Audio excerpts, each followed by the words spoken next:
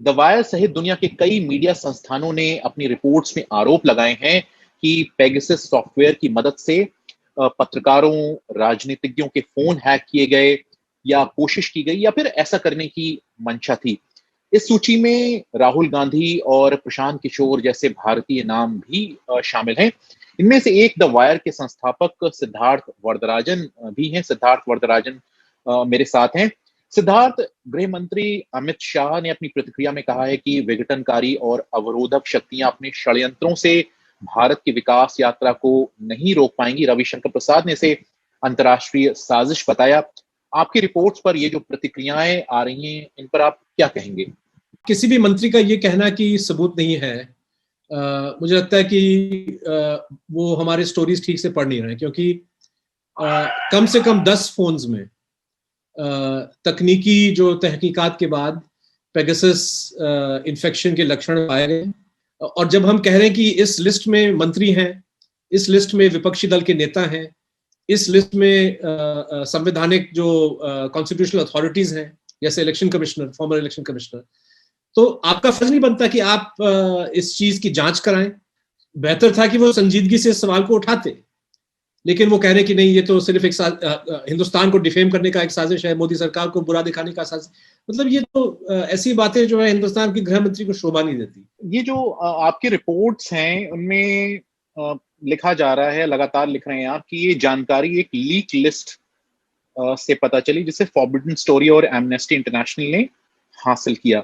Now ये leak कैसे हुई या फिर किसने लीक की, उनकी क्रेडिबिलिटी क्या है, किस संस्था ने लीक की, उनके पास ये लिस्ट कैसे आई, जहां से भी आई, ये हमें साफ अभी तक नहीं हो पाया है। इसके बारे में अगर आप बता पाएंगे।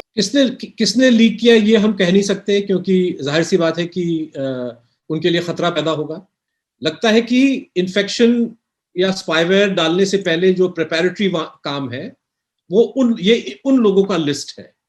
नहीं, सिद्धार्थ, वो मैंने फॉलो किया, लेकिन मैं बस ये समझना चाह रहा हूं कि जब किसी जर्नलिस्ट के पास इस तरह की कोई इंफॉर्मेशन आती है तो हम सबसे पहले सोर्स उसका जानने की कोशिश करते हैं कि उसकी क्या क्रेडिबिलिटी है। ये सवाल क्या जो संस्थाएं हैं, समाचार संस्थाएं, आपने ये सवाल क्या रखा, और जब ये सवाल आपने रखा, अगर रखा, तो आपको क्या जवाब मिला? देखिए, जाहिर सी बात है कि दुनिया में 16 जो बड़े मीडिया संस्थान हैं, हम अकेले वायर इसमें नहीं है, इसमें वॉशिंगटन पोस्ट है, ले मोंड है, गार्डियन है, जर्मनी के 3-4 बड़े आला जो मीडिया हाउसेस हैं। हम लोग इकट्ठा मिलके एक ऐसे बड़े प्रोजेक्ट को अंजाम नहीं देंगे जब तक हमने खुद अपने लेवल पे इस चीज को अपने आप को संतुष्ट किया कि सोर्स दुरुस्त है, डेटा दुरुस्त है। और यूं समझिए कि इससे ज्यादा मैं कुछ और कह नहीं पाऊंगा, क्योंकि ये सेंसिटिव मामले हैं। इसमें जहां मतलब ये इसमें जाहिर सी बात है कि जिसने ये इंफॉर्मेशन निकाला होगा, खतरा वगैरह मोल के निकाला होगा। एक सवाल और पूछा जा रहा है सिद्धार्थ, की फोन की टेस्टिंग के लिए एमनेस्टी के सिक्योरिटी लैब को ही क्यों चुना गया? आपको पता है कि भारत सरकार की क्या सोच है एमनेस्टी को लेकर। यहाँ पर एमनेस्टी को अपना ऑपरेशन भी बंद करना पड़ा था।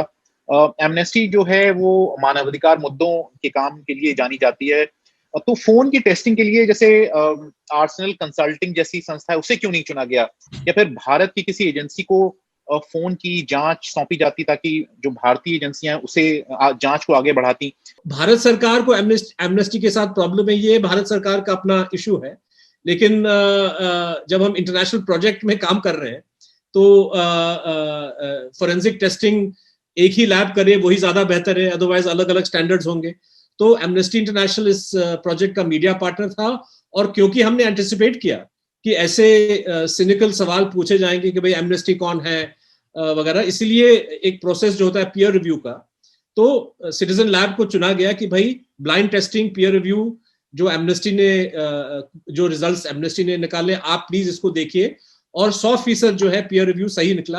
रही बात आपने आर्सेनल की बात की, मतलब भारत सरकार कौन सा मानने के लिए तैयार है? भीमा कोरेगांव केस को लेके जो बॉस्टन बेस्ड कंसल्टिंग फर्म है जिसने साबित किया है कि रोना विल्सन और सुरेंद्र गार्डलिंग के कंप्यूटर को इन्फेक्ट किया गया, तो भारत सरकार उनकी बात भी नहीं मान रही है। तो मुझे लगता है कि इशू ये नहीं कि कौन कर रहा है, इशू ये है कि जो इंफॉर्मेशन निकल रहा है उसके साथ इंगेज करने के लिए, उसके साथ डील करने के लिए अमित शाह साहब और भारत सरकार के जो बड़े नेता हैं वो देने के लिए तैयार नहीं है। आपकी जो कहानियां हैं उनमें ऐसे शब्दों का इस्तेमाल है जिससे ऐसा लगता है कि पुख्ता तौर पर नहीं कहा जा सकता चीजें, जैसे, और जो इन्फरेंसेस हैं वो सर्कमस्टांसेस या स्थितियों के आधार पर ड्रॉ किए गए हैं।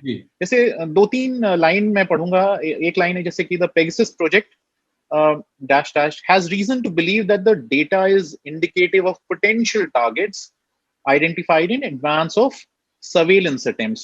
believe, reason to believe या potential जैसे शब्द हैं। जैसे लैंग्वेज का जो लिहाज है, जो हम एक रिस्पॉन्सिबल तरीके से लिख रहे हैं कि भाई this much we know, this much we do not know, लेकिन जब सारा इंफॉर्मेशन को इकट्ठा करके एक उसको देखा जाता है कि भाई ये नंबर एक लिस्ट से निकले, उस लिस्ट में से कुछ नंबरों को जब हमने छांट के निकाला और उनकी टेस्टिंग की तो पेगासस पाया गया। जो हमारा सोर्स है वो बता रहा है कि ये जो लिस्ट है ये उन देशों के उन एनएसओ क्लाइंट्स के लिस्ट है जो उन्होंने तैयार करके एक प्रिपरेटरी स्टेज में रखा है। तो इन तमाम चीजों को जोड़ के हमको लग रहा है इसलिए कि इसमें कोई अनसर्टेनिटी नहीं है।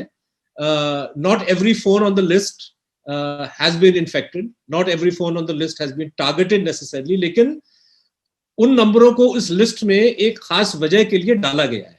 लेकिन इसमें दिक्कत क्या है कि जो पीरियड है हमारा वो 2018-19 है या 2017 से लेकर 2019। आप जानते हैं कि बहुत लोग अपना फोन चेंज करते रहते हैं और हिंदुस्तान में एंड्रॉयड फोन्स का इस्तेमाल बहुत ज्यादा होता है क्योंकि आईफोन से काफी ज्यादा सस्ता होते हैं ये, और फोरेंसिक इंस्पेक्शन की अपनी लिमिटेशन होती है। तो उन तमाम चीजों को लेते हुए जितना हम कर पाए, और मैं मानता हूं कि अगर हमने 20-21 फोन्स की फिजिकल जांच की और उसमें से 50% जो है इन्फेक्टेड पाए गए, तो ये सबूत जो है आप इसको दरकिनार नहीं कर सकते।